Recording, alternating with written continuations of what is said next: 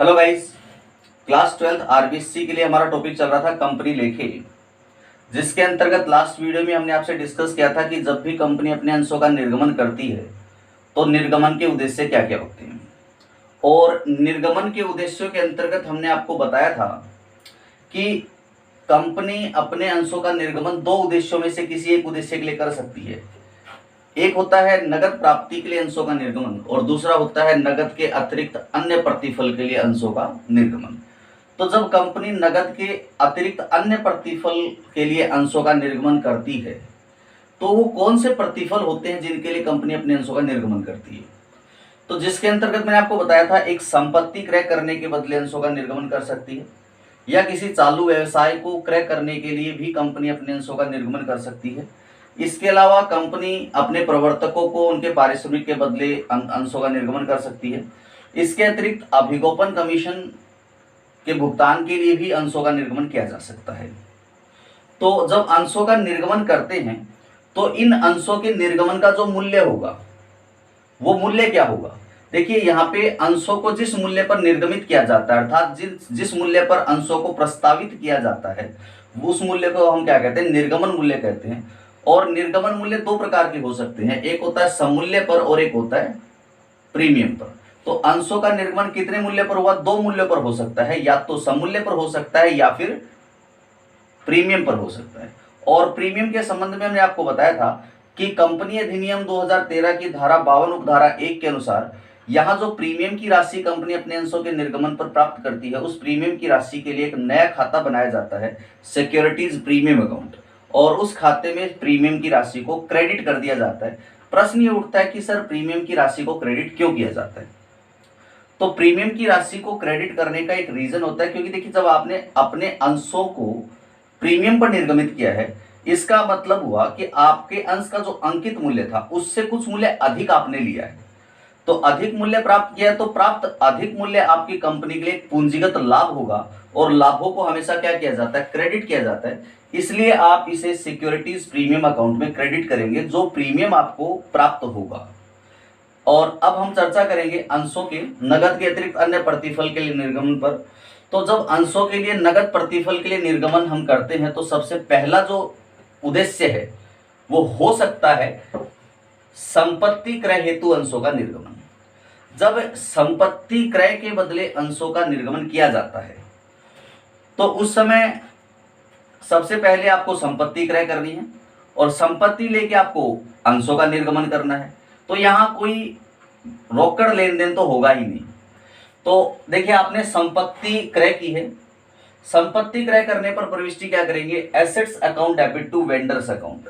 ये क्रय प्रतिफल या फिर क्रय मूल्य की राशि से प्रविष्टि होगी। यहाँ assets account debit to vendor entry हमने क्यों की है, देखिए, संपत्तियों को जब हम क्रय करते हैं तो व्यापार में संपत्ति आएगी। आपने क्लास 11th में पढ़ा होगा कि आने वाली वस्तुओं को क्या करते हैं, डेबिट करते हैं। तो यहाँ पे ये वस्तु व्यापार में आई है, यानी कि संपत्ति बढ़ी है, और संपत्तियां जब बढ़ जाती है तो उन्हें डेबिट कर दिया जाता है। इसके अलावा जहां आपने संपत्ति क्रय की है तो जिस व्यक्ति से आपने संपत्ति क्रय की है उसे कहा जाता है विक्रेता, इंग्लिश में कहा जाता है वेंडर। तो आपको संपत्ति क्रय के बदले विक्रेता को कुछ धनराशि का भुगतान करना होगा।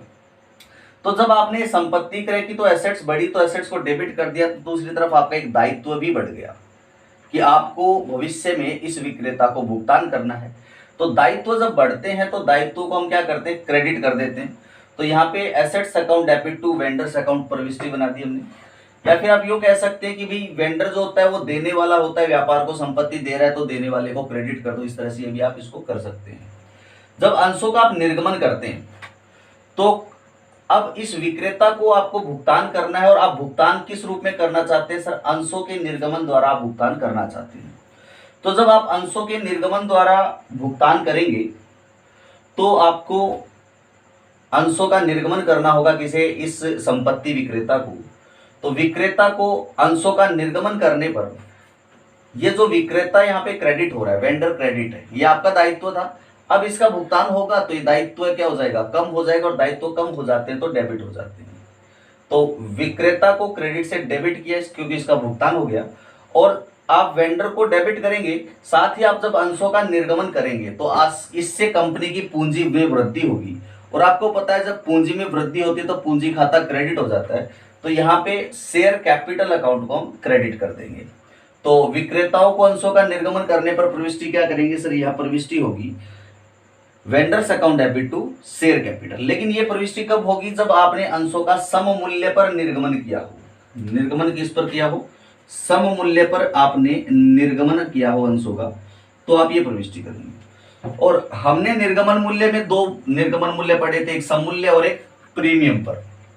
तो यदि आपने प्रीमियम पर अंशों का निर्गमन किया हो तो उस दशा में आप क्या प्रविष्टि करेंगे। तो देखिए, जब हम प्रीमियम पर अंशों का निर्गमन करते हैं तो वेंडर को तो डेबिट करना ही है, क्योंकि ये वेंडर पाने वाला है। वैसे भी हमारा दायित्व कम हो रहा है, तो दायित्व कम हो रहा है तो दायित्व को डेबिट कर दिया जाएगा, तो वेंडर्स अकाउंट तो डेबिट होगा। और जब अंशों का निर्गमन करेंगे तो पूंजी में वृद्धि होगी, पूंजी खाता भी क्या होगा, क्रेडिट होगा, क्योंकि पूंजी में वृद्धि होने से पूंजी खाता क्रेडिट हो जाता है। इसी के साथ यहाँ पे जो प्रीमियम होगा अंशों के निर्गमन पर, प्रीमियम के लिए कंपनी अधिनियम के अनुसार एक नया खाता खोला जाएगा जिसे कहते हैं सिक्योरिटीज प्रीमियम अकाउंट। तो इस प्रीमियम की राशि को सिक्योरिटीज प्रीमियम अकाउंट में क्रेडिट कर दिया जाएगा। और क्रेडिट करने का भी मैंने आपको कारण बताया था। कारण क्या होता है, क्योंकि प्रीमियम की राशि जो प्राप्त हो रही है ये पूंजीगत लाभ है, और लाभों को हम क्या करते हैं, क्रेडिट करते हैं। इसके बाद प्रश्न ये उठता है कि सर यहां अपन कितना प्रीमियम लिखेंगे और कितना शेयर कैपिटल लिखेंगे।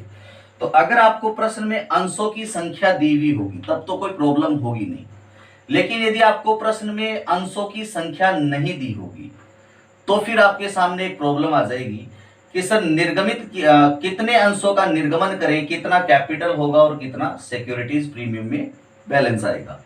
तो इसके लिए आपको क्या करना पड़ेगा, इसके लिए आपको करना पड़ेगा कि निर्गमित किए जाने वाले अंशों की संख्या पहले ज्ञात करनी पड़ेगी। और जब आप निर्गमित किए जाने वाले अंशों की संख्या ज्ञात करेंगे तो किस प्रकार ज्ञात करेंगे, यहां इस विक्रेता को जो देय राशि होगी उसमें आप निर्गमन मूल्य का भाग देंगे। तो विक्रेता को देय राशि भाग निर्गमन मूल्य, इस सूत्र से आप क्या ज्ञात कर सकते हैं, अंशों की संख्या ज्ञात कर सकते हैं। और निर्गमन मूल्य का यहां अर्थ क्या है, देखिए निर्गमन मूल्य, निर्गमन मूल्य का अर्थ होगा वो मूल्य जिस मूल्य पर आप अंशों का निर्गमन कर रहे हैं। लेकिन हम किस दशा में बात कर रहे हैं निर्गमन मूल्य की, यहां हम प्रीमियम की दशा में बात कर रहे हैं। तो प्रीमियम की दशा में निर्गमन मूल्य का अर्थ है अंकित मूल्य में, अंकित मूल्य जो होगा वो एक अंश का अंकित मूल्य होगा। अंकित मूल्य में आप प्लस कर देंगे प्रीमियम प्रति अंश, प्रति अंश प्रीमियम की राशि कितनी है उसे आप इसमें जोड़ देंगे। तो ये आपके लिए क्या आ जाएगा सर, ये हमारे लिए आ जाएगा अंश का निर्गमन मूल्य प्रीमियम की दशा में, प्रीमियम पर निर्गमन की दशा में अंश का निर्गमन मूल्य हो जाएगा। आई थिंक इतनी बात आपको समझ में आ गई होगी। इसके अलावा हमने आपको दूसरा जो टॉपिक इसमें बताया था, संपत्ति क्रय हेतु अंशों का जब निर्गमन करते हैं तो इस प्रविष्टि को करेंगे। ये सारी प्रविष्टियां होगी, पहले संपत्ति क्रय करने पर assets account debit to vendor account प्रविष्टि होगी। फिर विक्रेता को अंशों का निर्गमन किया तो आपने ये प्रविष्टि की, प्रीमियम पर निर्गमन किया तो ये की। तो प्रीमियम पर निर्गमन की दशा में आपको अंशों की संख्या भी ज्ञात करनी पड़ेगी, क्योंकि अंशों की संख्या को जब आप अंकित मूल्य से गुणा करेंगे तो आपकी शेयर कैपिटल की राशि आएगी, और अंशों की संख्या को जब आप प्रीमियम से गुणा करेंगे तो सिक्योरिटीज प्रीमियम में क्रेडिट होने वाला अमाउंट आ जाएगा। तो यहां चलिए लिख देता हूं आपको सुविधा रहे, अंकित मूल्य, इसे आप किससे गुणा करेंगे, जो अंशों की संख्या होगी। कौन से अंशों की संख्या सर, जो आप अंश निर्गमित कर रहे हैं, जो आपने इस सूत्र से ज्ञात की है, उन अंशों की संख्या से गुणा करेंगे तो आपका शेयर कैपिटल का अमाउंट आएगा। और वहीं आप अगर इस अंशों की संख्या को, इस अंशों की संख्या को गुणा कर देते हैं किससे, अंशों की संख्या को आप गुणा कर देते हैं किससे सर, अंशों की संख्या को हम गुणा कर दें प्रीमियम प्रति अंश से, प्रीमियम प्रति अंश से अगर गुणा कर देंगे तो प्रीमियम की राशि आ जाएगी। तो आई थिंक इतनी बात आपको अच्छे से समझ में आ गई होगी। चलिए अब दूसरा टॉपिक देख लेते हैं। इसमें एक टॉपिक तो था ये, दूसरा टॉपिक था व्यवसाय क्रय हेतु अंशों का निर्गमन। व्यवसाय क्रय हेतु अंशों का निर्गमन। जब कंपनी किसी चालू व्यवसाय को क्रय करती है, तो चालू व्यवसाय को क्रय करेगी तो देखिए व्यवसाय में कौन कौन सी चीजें होंगी। जब भी किसी व्यवसाय को क्रय किया जाता है तो दो चीजें हमें मिलती हैं। एक, उस व्यवसाय की संपत्तियां हमें मिल जाती हैं। उस व्यवसाय में जो विभिन्न संपत्तियां हैं वो हमें मिल जाती हैं, जिसको इंग्लिश में सन्ड्री एसेट्स कहते हैं। इसके अलावा उस व्यवसाय में जो हमारे विभिन्न दायित्व हैं वो दायित्व भी हमें ही प्राप्त होते हैं, तो सन्ड्री लायबिलिटीज उनको कह देते हैं। सन्ड्री लायबिलिटीज मिल जाती है। तो संपत्ति जब मिलती है, तो संपत्ति जब हमें मिलेगी तो संपत्तियों में वृद्धि होगी, और संपत्ति में जब वृद्धि होती है तो संपत्ति खाता डेबिट कर दिया जाता है। और दायित्व में जब वृद्धि होती है तो हमें देखिए व्यापार, उस चालू व्यवसाय के दायित्व भी प्राप्त होंगे। और जब चालू व्यवसाय के दायित्व हमें प्राप्त होंगे तो हमारे कंपनी के दायित्व में क्या होगी, वृद्धि होगी। और दायित्व में जब वृद्धि होती है तो दायित्वों को हम क्या कर देते हैं सर, क्रेडिट कर देते हैं। तो सामान्यतः ये संपत्ति और दायित्व प्राप्त करने की एंट्री होगी। अब इस संपत्ति और दायित्व के बीच का जो अंतर होगा वो क्या होगा, शुद्ध संपत्ति होगा। और शुद्ध संपत्तियों के बदले हमें विक्रेता को कुछ ना कुछ क्रय प्रतिफल का भुगतान करना पड़ेगा। तो विक्रेता को हमें भुगतान करना है, तो विक्रेता हमारे लिए क्या हो गया सर, एक दायित्व हो गया। और दायित्वों को हम क्या करते हैं, क्रेडिट करते हैं। तो यहाँ टू वेंडर्स अकाउंट करते हैं, टू वेंडर्स अकाउंट को हम क्रेडिट कर देंगे यहाँ पे। तो सामान्यतः ये प्रविष्टि बना दी जाती है अंशों के निर्गमन के समय। लेकिन कई बार क्या होता है कि ये जो विक्रेता को जो दे राशि यहाँ पे टू वेंडर हमने किया, ये क्रय प्रतिफल की राशि से होती है प्रविष्टि। और ये जो प्रविष्टि है एसेट्स और लायबिलिटीज के मूल्य से होती है। तो यहाँ लिखा जाता है क्रय प्रतिफल। अब कई बार प्रश्न में क्रय प्रतिफल दिया हुआ नहीं रहता, तो क्रय प्रतिफल जब नहीं दिया हुआ है तो शुद्ध संपत्ति के बराबर क्रय प्रतिफल मान लिया जाता है। शुद्ध संपत्ति का अर्थ ये संपत्तियों में से इन दायित्वों घटा देंगे, शुद्ध संपत्ति आ जाएगी। तो संपत्तियों में दायित्व घटाने के बाद शुद्ध संपत्ति के बराबर ही क्रय प्रतिफल मान लिया जाता है, यदि प्रश्न में क्रय प्रतिफल नहीं दिया है तो। और यदि प्रश्न में क्रय प्रतिफल दिया हुआ हो तो वही क्रय प्रतिफल यहाँ इस प्रविष्टि में लिखा जाएगा। लेकिन एक प्रॉब्लम फिर आ सकती है जब क्रय प्रतिफल प्रश्न में दिया हुआ हो। क्या प्रॉब्लम आ सकती है कि सर जब क्रय प्रतिफल दिया हुआ हो तो ऐसा हो सकता है कि यहां उस व्यवसाय की संपत्तियां थी, मान लो 10 लाख, 10 लाख रुपए की उस व्यापार की संपत्तियां थी। उस व्यापार में जो दायित्व थे वो थे 2 लाख, और यहां पे क्रय प्रतिफल कितना होना चाहिए सर, क्रय प्रतिफल 8 लाख होना चाहिए। तो वेंडर के खाते में 8 लाख हो जाएंगे। लेकिन अगर क्रय प्रतिफल प्रश्न में दे दिया गया, प्रश्न में कहा गया कि इस व्यवसाय का क्रय प्रतिफल 9 लाख रुपए है, तो देखिए आपने यहाँ पे 1 लाख रुपए ज्यादा भुगतान करने हैं। देखिए 9 और 2 11 लाख क्रेडिट में हो रहा है, 10 लाख डेबिट में है। तो डेबिट में 1 लाख रुपए की कुछ कमी आ रही है। तो इसका मतलब ये हुआ कि शुद्ध संपत्ति थी आपकी 8 लाख, और 8 लाख से आपने 1 लाख रुपए वेंडर को ज्यादा देने हैं। तो अधिक मूल्य जो भुगतान करेंगे संपत्तियों के क्रय के लिए, तो उसे कहा जाता है गुडविल। तो डेबिट में जो 1 लाख रुपए कमा रहे हैं उनके लिए आप कर देंगे गुडविल अकाउंट डेबिट कर देंगे। और ये आएगी आपकी बैलेंसिंग फिगर में। किस में आएगी सर, बैलेंसिंग फिगर में आएगी। इसके अलावा कई बार ऐसा भी हो सकता है कि संपत्तियां थी 10 लाख, दायित्व थे 2 लाख, तो यहां पे आपका 8 लाख रुपए की शुद्ध संपत्ति आई है, जबकि जो क्रय प्रतिफल निश्चित हुआ है विक्रेता के साथ, वो क्रय प्रतिफल निश्चित हुआ है सिर्फ 6 लाख रुपए। 6 लाख रुपए क्रय प्रतिफल निश्चित हुआ है। तो देखिए शुद्ध संपत्तियां मिली है कंपनी को 8 लाख, जबकि कंपनी क्रय प्रतिफल का भुगतान करेगी सिर्फ 6 लाख। तो 2 लाख रुपए कम राशि का भुगतान करेगी। शुद्ध संपत्तियां 8 लाख मिली हैं और 6 लाख का भुगतान करना पड़ रहा है, तो 2 लाख रुपए का कंपनी को क्या हो रहा है, बेनिफिट हो रहा है। और इस बेनिफिट को आप कहेंगे कैपिटल रिजर्व अकाउंट में ट्रांसफर कर देंगे। कौन से अकाउंट में ट्रांसफर कर देंगे सर, कैपिटल रिजर्व अकाउंट में ट्रांसफर कर देंगे और ये भी है बैलेंसिंग फिगर में आएगा। तो देखिए ये दो चीजें अपने यहाँ पे बैलेंसिंग फिगर में ली हैं, तो बैलेंसिंग फिगर में इन दो में से कोई एक चीज आएगा, या तो गुडविल आएगी या कैपिटल रिजर्व है। तो जब क्रय प्रतिफल से अधिक शुद्ध संपत्तियां होंगी तब तो अंतर की राशि कैपिटल रिजर्व होगी।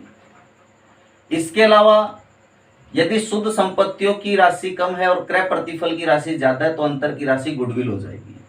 ऐसे भी अगर नहीं समझ में आ रहा तो आप सीधा एक ही डिफरेंस निकाल लेना। क्रय प्रतिफल प्रश्न में दिया हुआ है, क्रय प्रतिफल लिख देना, सन्ड्री लायबिलिटीज का वैल्यू लिख देना, एसेट्स का वैल्यू लिख देना। अगर डेबिट में कुछ कमी है तो गुडविल अकाउंट डीआर कर देंगे, क्रेडिट में कुछ कमी है तो उसे कैपिटल रिजर्व को क्रेडिट कर देंगे। बस इतना आपको ध्यान रखना है। आई थिंक ये बात आपको अच्छे से समझ में आ गई होगी। अब यहाँ आपके जो ये क्या किस चीज के प्रविष्टि के सर, ये प्रविष्टि जो हमने बनाई है व्यवसाय क्रय हेतु प्रविष्टि बनाई है, व्यवसाय क्रय हेतु आपने ये प्रविष्टि बनाई है। और जब आप व्यवसाय क्रय करने के बाद आपको इस विक्रेता को क्रय प्रतिफल का भुगतान करना पड़ेगा। इस विक्रेता को आप क्रय प्रतिफल का भुगतान करेंगे और जब इस विक्रेता को आप क्रय प्रतिफल का भुगतान करेंगे तो आपको भुगतान सीखना कैसे है सर, अंशों के निर्गमन द्वारा हमें भुगतान करना है। तो जब अंशों के निर्गमन द्वारा विक्रेता को भुगतान करेंगे तो वही प्रविष्टियां होगी जो संपत्ति विक्रेता को भुगतान करने पर आपने की थी। विक्रेता को भुगतान करेंगे, विक्रेता डेबिट हो जाएगा, शेयर कैपिटल क्रेडिट हो जाएगा। प्रीमियम पर निर्गमन किया है तो vendor account debit to share capital और टू सिक्योरिटीज प्रीमियम हो जाएगा। निर्गमित किए जाने वाले अंशों की संख्या ज्ञात करनी होगी जब आपका प्रीमियम पर निर्गमन होगा तो विक्रेता को दे राशि में निर्गमन मूल्य का अर्थ प्रीमियम की दशा में क्या होगा, अंकित मूल्य प्लस प्रतिअंश प्रीमियम से होगा। तो इस प्रकार आपको यही प्रविष्टियां संपत्ति विक्रेता के लिए भी करनी होगी। आई थिंक इतनी बात आपको अच्छे से समझ में आ गई होगी। तो चलिए पहले इस टॉपिक से रिलेटेड कुछ क्वेश्चन कर लेते हैं।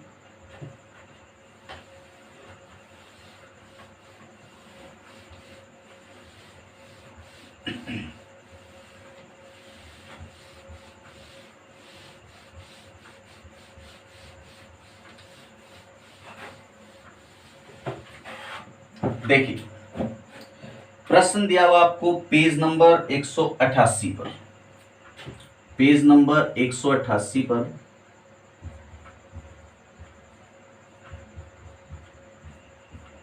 क्वेश्चन पहला क्वेश्चन क्या कहा वो देखिए। XYZ लिमिटेड ने बीकानेर लिमिटेड से मशीनरी 6 लाख रुपए में खरीदी और भुगतान XYZ लिमिटेड ने 10 रुपए वाले पूर्ण प्रदत्त समता अंश निर्गमित करके किए। XYZ लिमिटेड की पुस्तकों में जर्नल प्रविष्टियां दीजिए यदि अंशों का निर्गमन सममूल्य पर हो, और दूसरा पॉइंट बताया गया है अंशों का निर्गमन 20% प्रीमियम पर किया जाए। तो देखिए अंशों के निर्गमन संबंधी आप यहाँ प्रविष्टि करेंगे तो कंपनी के लिए जनरल प्रविष्टियों का फॉर्मेट भी वही होता है जो एकल व्यापार और साझेदारी फर्म में था। तो सेम वही फॉर्मेट आपको बनाना है। यहाँ सबसे पहले ऊपर लिख सकते हैं आप कंपनी का नाम लिखेंगे और फिर लिख देंगे यहाँ पे जर्नल ऑफ, तो या तो ऐसे लिख दीजिए जर्नल ऑफ, कौन सी कंपनी की पुस्तकों में प्रविष्टियां करनी है सर, हमें करनी है XYZ लिमिटेड की पुस्तकों में प्रविष्टियां करनी है। तो जर्नल ऑफ XYZ लिमिटेड इस कंपनी की पुस्तकों में प्रविष्टि करनी है। फॉर्मेट बनाएंगे आप जर्नल का, तो ये कॉलम होगा फर्स्ट आपका डेट का कॉलम होगा, यहाँ ये कॉलम हो जाएगा आपका पर्टिकुलर्स के लिए, फिर आपका एक कॉलम होगा लेजर फोलियो का। अमाउंट के कॉलम को 2 पार्ट्स में डिवाइड कर देंगे, अमाउंट, डेबिट अमाउंट और क्रेडिट अमाउंट।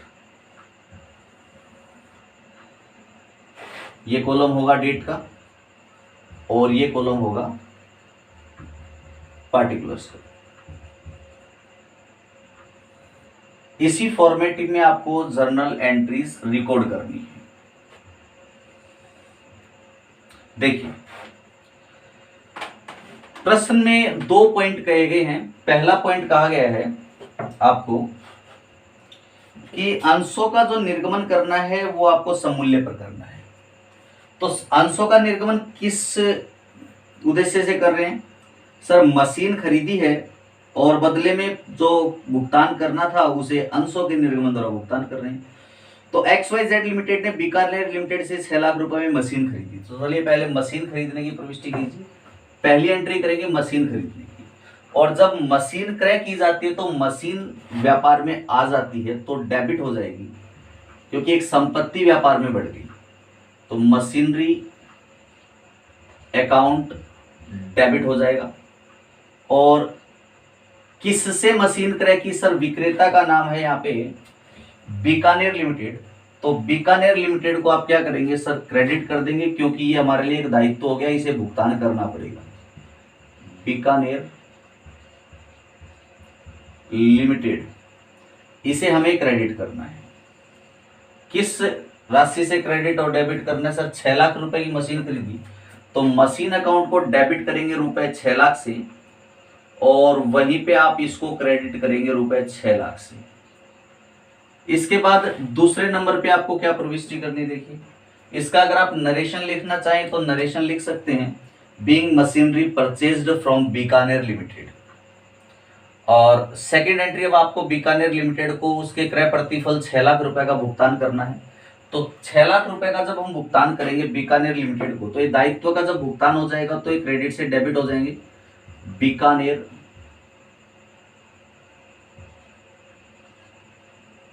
लिमिटेड डेबिट हो जाएगा। और भुगतान किस प्रकार करना है? सर 10 रुपए वाले समता अंशों के निर्गमन द्वारा भुगतान करना है। तो यहां लिखेंगे समता अंशों का जब निर्गमन करेंगे तो अंश निर्गमन करने से पूंजी में वृद्धि हो जाती है, और पूंजी में वृद्धि होती है तो हम कैपिटल अकाउंट को क्रेडिट कर देते हैं। तो to equity share capital account, इसे हम क्रेडिट कर देते हैं। तो ये प्रविष्टि हो जाएगी रुपए 6 लाख से। इस पॉइंट में कोई प्रॉब्लम नहीं थी, सीधा सा क्वेश्चन था और इजीली सॉल्व हो गया। अब दूसरा पॉइंट हमें क्या कहा है? सेकंड पॉइंट में हमसे कहा गया कि आपने प्रश्न वही है, मशीन खरीदी है और अंशों का जो आपने निर्गमन किया है वो निर्गमन आपने किया की बार 20% प्रीमियम पर निर्गमन किया है। तो देखिए प्रीमियम पर निर्गमन की दशा में पहली जो प्रविष्टि होगी ये तो होगी ही होगी मशीन क्रय करने की, और मशीन क्रय के बाद आपको अंश निर्गमन की प्रविष्टि करनी पड़ेगी। तो चलिए मैं वापस से पूरा ही क्वेश्चन कर देता हूं, यहां पे फिर से एक बार फॉर्मेट बना लीजिए।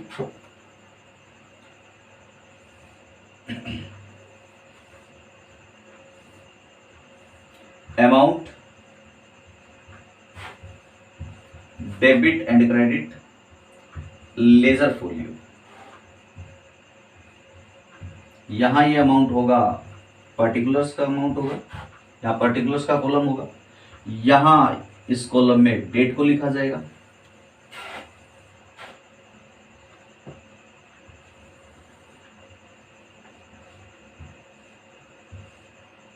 देखिए क्या प्रविष्टि करेंगे। सबसे पहले आपने बीकानेर लिमिटेड से मशीन क्रय की है, तो मशीन क्रय करने की वही प्रविष्टि, सेम प्रविष्टि यहां कर देंगे। पहली प्रविष्टि मशीनरी अकाउंट डेबिट, थोड़ा स्पेस देके लिखेंगे टू बीकानेर लिमिटेड,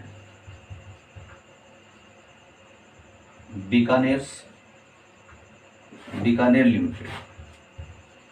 इसे एंट्री को आपको 6 लाख रुपीज से 6 लाख रुपए से आपको ये प्रविष्टि कर देनी है जर्नल में। अब इसके बाद क्या करना है? सर दूसरी जो हम प्रविष्टियां बनाएंगे वो बीकानेर लिमिटेड को उसके क्रय प्रतिफल 6 लाख का भुगतान करने की बनाएंगे। तो जब हम बीकानेर लिमिटेड को भुगतान कर रहे हैं तो अंशों के निर्गमन द्वारा भुगतान कर रहे हैं। अब की बार अंश जो है प्रीमियम पर निर्गमित किए जा रहे हैं। पहले अंशों को निर्गमन किया था सममूल्य पर, अब प्रीमियम पर निर्गमित किए जा रहे हैं। तो आपको क्या करना, बीकानेर लिमिटेड को जब हम भुगतान कर रहे हैं तो बीकानेर लिमिटेड तो क्या हो जाएगा सर, डेबिट ही होगा। तो चलिए करिए इसको, बीकानेर लिमिटेड को डेबिट करिए। बीकानेर लिमिटेड को डेबिट करना है क्रेडिट किसको करेंगे सर? क्रेडिट करेंगे जब हम अंशों का निर्गमन कर रहे हैं तो पूंजी में वृद्धि होगी, और पूंजी में वृद्धि होने पर पूंजी खाता क्या हो जाएगा? क्रेडिट हो जाएगा। तो यहां लिखेंगे to equity share capital account, और यहां लिखेंगे टू सिक्योरिटीज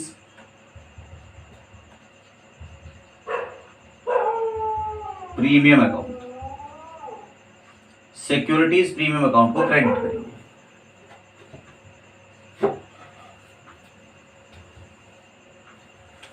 प्रविष्टि आपकी हो गई। प्रश्न उठ गया सर प्रीमियम में कितना अमाउंट आएगा? प्रश्न उठ गया सर प्रीमियम में कितना अमाउंट आएगा और कैपिटल में कितना आएगा? तो देखिए बीकानेर लिमिटेड जो क्रेडिट था उसे तो 6 लाख से हमें डेबिट ही करना है, 6 लाख से। बीकानेर लिमिटेड को हमें 6 लाख से डेबिट ही करना है, जबकि यहाँ पे प्रीमियम कितना है और कैपिटल कितने, इस बात का इसका डिसीजन कैसे करेंगे? देखिए यहां निकालो आप अंशों की संख्या, तो अंशों की संख्या ज्ञात करेंगे, और अंशों की संख्या ज्ञात करने के लिए आपको क्या करना है सर? विक्रेता को देय राशियां लिखनी है। विक्रेता को देय राशि कितनी है सर? 6 लाख रुपए विक्रेता को देय राशि है, और इस विक्रेता को देय राशि में आपको निर्गमन मूल्य का भाग देना है। निर्गमन मूल्य कितना बताया गया सर? एक अंश का मूल्य 10 रुपए, उसमें प्लस करेंगे प्रीमियम। प्रीमियम कितना बताया गया? दूसरे पॉइंट में लिखा है 20% प्रीमियम है, तो 10 का 20% 2 रुपए होता है। इसका तो हो गया 12 हो गया, तो 6 लाख में 12 का भाग देंगे तो कितना आएगा? 12 पंच 60, यानी कि 50,000 अंश आएंगे। इसका अर्थ हो गया कि आपको 50,000 अंश निर्गमित करने हैं, और इन 50,000 अंशों को जब आप अंकित मूल्य से गुणा करेंगे तो कैपिटल का अमाउंट आ जाएगा यहाँ पे 5 लाख रुपए। तो कैपिटल में क्रेडिट होगा रुपए 5 लाख, और इसी 50,000 अंश को आप अगर प्रीमियम प्रति अंश से गुणा कर देंगे तो आपका प्रीमियम का अमाउंट हो जाएगा रुपए 1 लाख, प्रीमियम का अमाउंट हो जाएगा। तो ये हो गई आपकी कैपिटल और सिक्योरिटी प्रीमियम। तो इस तरह से आपको क्या करना है? एक प्रश्न को हल करना है जब आपको संपत्ति क्रय के बदले अंशों का निर्गमन करना हो। तो यहां आपने अंशों का निर्गमन किया था सममूल्य पर, और यहां आपने अंशों का निर्गमन किया प्रीमियम पर। आई थिंक ये बात आपको अच्छे से समझ में आ गई होगी। चलिए इसी तरह का एक और क्वेश्चन हम कर लेते हैं जिससे कॉन्सेप्ट थोड़ा अच्छे से क्लियर हो जाए आपका।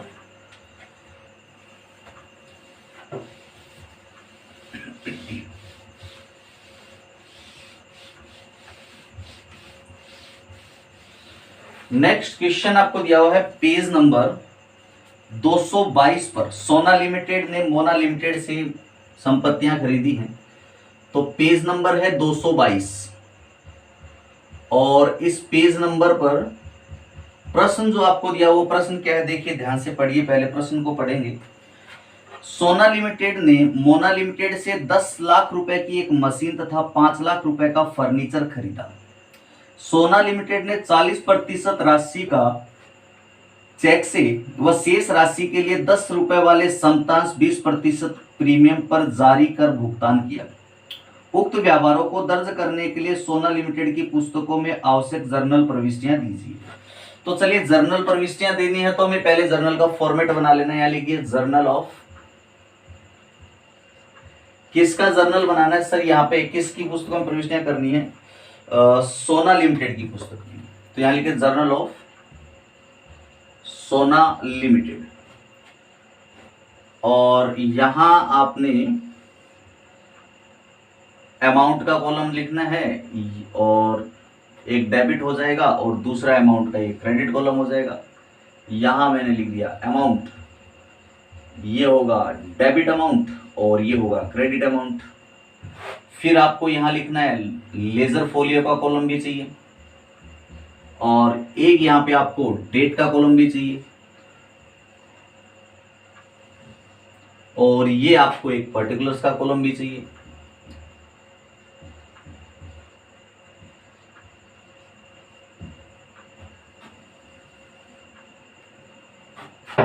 देखिए आपको क्या कहा गया है। सोना लिमिटेड ने 10 लाख की मशीन और 5 लाख का फर्नीचर मोना लिमिटेड से खरीदा और पुस्तकें किसके बना रहे? सोना ने। तो सोना के कंपनी में 10 लाख की मशीन आई है और 5 लाख का फर्नीचर आया है। तो मशीन और फर्नीचर दोनों क्या चीजें हैं सर? मशीन और फर्नीचर ये दोनों संपत्तियां हैं। जब खरीदी हैं तो संपत्तियों में क्या होगी सर? वृद्धि होगी। और संपत्तियों में वृद्धि होने पर संपत्ति खाता डेबिट हो जाता है। किससे खरीदी है सर? ये हमने मोना लिमिटेड से खरीदी। इसका मतलब मोना को फ्यूचर में हमें पेमेंट करना पड़ेगा। तो मोना हमारे लिए दायित्व होगी और दायित्व में वृद्धि होने पर दायित्व खाते को क्या कर दिया जाता है सर? दायित्व खाते को क्रेडिट कर दिया जाता है। तो यहाँ लिख देंगे टू मोना लिमिटेड।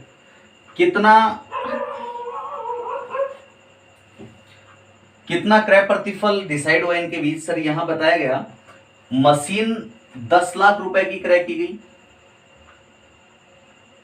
10 लाख की मशीन क्रय की गई, 5 लाख रुपए का फर्नीचर क्रय किया गया। इस तरह टोटल मोना लिमिटेड को फ्यूचर में हमें पेमेंट करना है, कुल 15 लाख रुपए का पेमेंट करना है। अब हमने डिसाइड क्या किया? सेकेंड एंट्री देखिए, डिसाइड ये किया कि 40% राशि का चेक से और शेष राशि का समतांशों को निर्गमन द्वारा भुगतान करना है। तो मोना लिमिटेड को जब भुगतान करेंगे तो दायित्व कम हो गया। दायित्व कम होने पर दायित्व का खाता क्या हो जाता है? डेबिट हो जाता है। तो यहाँ लिखेंगे मोना लिमिटेड को डेबिट करेंगे। कितना देना था सर इसको? कुल 15 लाख रुपए देना था। इसमें 40% आप चेक से भुगतान कर रहे हैं तो टू बैंक अकाउंट, क्योंकि जब चेक से भुगतान करेंगे तो आपका बैंक बैलेंस कम हो जाएगा और बैंक बैलेंस कम होने पर बैंक खाता क्रेडिट हो जाएगा। तो ये हो गया आपका 15 लाख का 40%, 6 लाख रुपए हो जाएगा। 6 लाख रुपए से प्रविष्टि कर दिया आपने। और इसके बाद शेष राशि कितनी? 9 लाख रुपए की शेष राशि रहेगी। तो शेष राशि का आपको भुगतान करना है 10 रुपए वाले समतांश 20% प्रीमियम पर जारी करके भुगतान करना है। तो अंशों के निर्गमन द्वारा करना है। तो अंशों का जब निर्गमन करेंगे तो पूंजी में वृद्धि होगी, तो पूंजी खाते को क्रेडिट कर देंगे। तो यहां लिखेंगे इक्विटी शेयर कैपिटल अकाउंट, ये क्रेडिट हो जाएगा। और इसका प्रीमियम पर निर्गमन किया तो इसका जो प्रीमियम होगा वो सिक्योरिटीज प्रीमियम अकाउंट में क्रेडिट होगा। सिक्योरिटीज प्रीमियम अकाउंट में इसका प्रीमियम क्रेडिट हो जाएगा। अब देखिए जरा क्या करना है सर, हमें कुल 9 लाख रुपए का हमें भुगतान करना है। 15 लाख में से बैंक से आपने चेक से आपने पेमेंट कर दिया 6 लाख। अब शेष राशि 9 लाख का आपको भुगतान करना बाकी रह गया। और इस 9 लाख का जब आप भुगतान करेंगे तो ये प्रीमियम पर अंशों का निर्गमन द्वारा करना है। तो प्रीमियम की राशि के निर्धारण के लिए पहले अंशों की संख्या आपको ज्ञात करनी पड़ेगी। तो मैं क्या करता हूं, यहाँ अंशों की संख्या ज्ञात कर लेता हूं। तो यहाँ लिख दिया मैंने अंशों की संख्या कितनी होगी वो मुझे पता करनी है।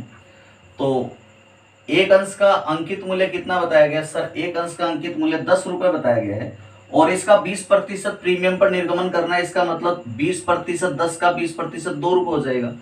तो इसका मतलब 9 लाख में आपको 12 से डिवाइड करना है, 12 का भाग देना है। तो 12 का भाग देंगे, 12 7 84 हो गया और 84 6 12 25 60, यानी कि 75,000 अंशों का आपको निर्गमन करना पड़ेगा। और अगर 75,000 को आप इस 10 से गुणा कर देते हैं तो क्या आ जाएगा सर? पूंजी की राशि हो जाएगी 7,50,000।